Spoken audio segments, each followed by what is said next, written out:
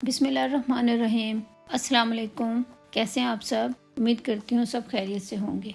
आज मैं आपके साथ शेयर कर रही हूँ विंटर स्पेशल वेजिटेबल पुलाव की रेसिपी। बहुत ही डिलीशियस बनता है और इसे बनाना बहुत ही आसान है। तो चलिए बनाना शुरू करते हैं इस मज़ेदार सी रेसिपी को। तो सबसे पहले मैंने एक खुले मुँह का बर्तन लिया है, उसमें मैंने हाफ कप ऑयल का शामिल कर दिया है। जैसे ही हमारा ऑयल गर्म होगा उसमें हम कुछ खड़े मसाले शामिल करेंगे। खड़े मसाले में मैंने दालचीनी के कुछ टुकड़े लिए हैं, 4 से 5 लौंग लिए हैं, बड़ी इलायची ली है, 1 टीस्पून जीरा लिया है, 8 से 10 काली मिर्चें ली हैं, साबुत काली मिर्चें शामिल किए हैं यहाँ पे मैंने, 2 से 3 तेज पत्ते शामिल किए हैं। 1 सेकंड के लिए खड़े मसालों को फ्राई करेंगे और साथ ही एक कटी हुई बड़ी प्याज शामिल करेंगे जिसको मैंने रफली कट कर लिया था।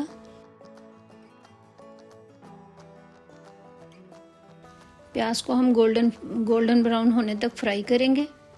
प्याज हमारी गोल्डन ब्राउन हो चुकी है तो अब हम इसमें शामिल करेंगे अदरक लहसुन का पेस्ट। 1 चम्मच मैंने अदरक लहसुन का पेस्ट शामिल किया है।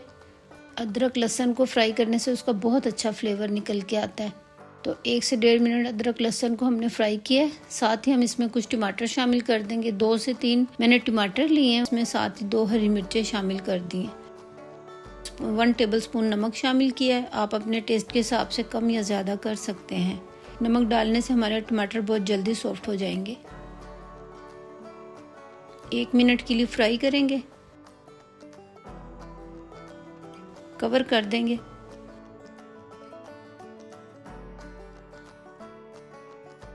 एक मिनट बाद चेक करते हैं। देखिए हमारे टमाटर बिल्कुल सॉफ्ट हो गए। अब हम इसमें कुछ मसाले शामिल करेंगे। हाफ टी स्पून यहाँ पे मैंने चिली फ्लेक्स का शामिल किया है, 1 टीस्पून रेड चिली पाउडर शामिल किया है, हाफ टी स्पून गरम मसाला शामिल किया है मैंने यहाँ पे। इन मसालों को हम अच्छे से फ्राई कर लेंगे। थोड़ा पानी शामिल करेंगे और मसालों को भूनेंगे। मसाले में थोड़ा थोड़ा पानी शामिल करके भूनने से बहुत अच्छे तरीके से भून जाता है।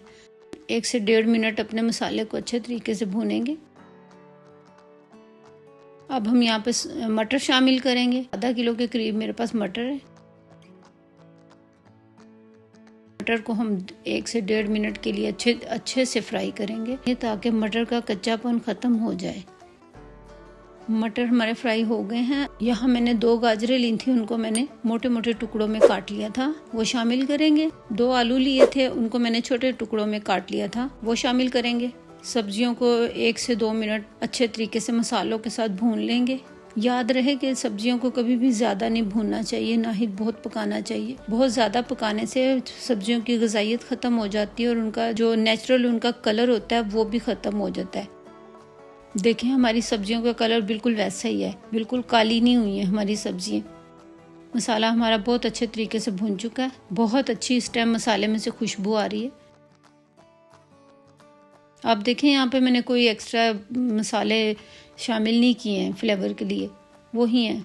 आप अगर चाहें तो यहाँ पे आप चिकन क्यूब्स भी शामिल कर सकते हैं, मैंने लेकिन यहाँ पे कुछ ऐसा नहीं डाला।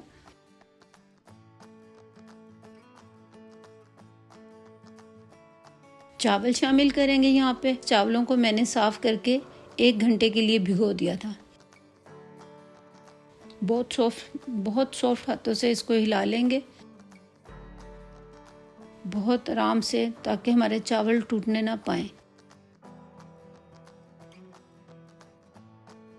2 गिलास मैंने चावल लिए थे तो यहाँ पे मैंने 4 गिलास पानी के शामिल किए हैं।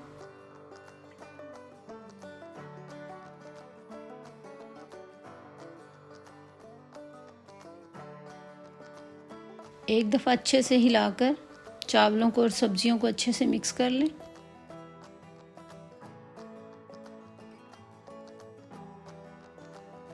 दस मिनट के लिए कवर कर देंगे। यहाँ पे मैंने वेट रखा है ऊपर, ताकि हमारी जो स्टीम है वो अंदर ही रहे चावलों के, जब तक हमारे चावलों का पानी 90% खुश्क हो जाएगा। तो चलिए सिंपल सा एक रायता तैयार कर लेते हैं। रायता बनाने के लिए दही में मैंने भुना कुटा ज़ीरा और भुनी कुटी काली मिर्चें शामिल की हैं। साथ ही 1/4 टीस्पून मैंने नमक शामिल कर दिया। اچھے طریقے سے پھینٹ لیا اس کو میں نے. یہ دیکھیں بہت ہی کریمی سا ٹیکسچر آ گیا. اب ہم اس کو کسی پیالی میں شفٹ کر لیں گے. بہت ہی ٹیسٹی رائتا ہے.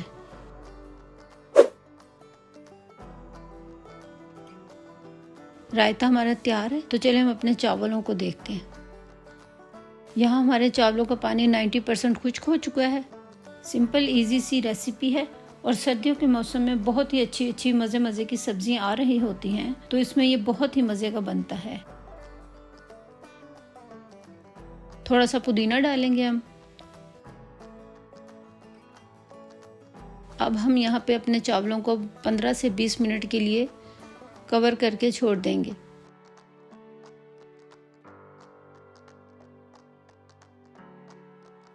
پندرہ منٹ بعد چیک کرتے ہیں. چاول ہمارے بہت اچھے طریقے سے پک چکے ہیں. ہلکے ہاتھوں سے ہلا لیں گے اس کو, کھول لیں گے اپنے چاولوں کو. دیکھیں کتنا کھلا اور الگ الگ چاول بن کے تیار ہوا ہے. اور خوشبو تو بہت ہی امیزنگ خوشبو ہے, بہت ہی مزے کی خوشبو آ رہی ہے. تو چلیے ڈش آؤٹ کرتے ہیں.